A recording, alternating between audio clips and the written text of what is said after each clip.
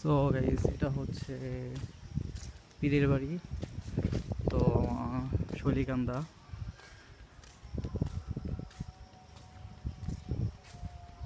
এখানে এখানে আকর্ষণীয় মধ্যে হচ্ছে এখানে মাছ আর কি। এই মাছগুলো অনেক বড়।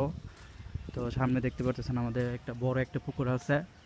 এই পুকুরে অনেক আর কি অনেক বছর আগের মাছও আছে। প্রায় অনেক বড় বড় মাছ বিগ। এইখানে সবাই মাছগুলো দেখতে আসে। দূর দূরান্ত থেকে অনেক লোক আসে এই জায়গায় দেখতে। তো সামনে যাচ্ছি পুকুরে। এটা হলো রাস্তা।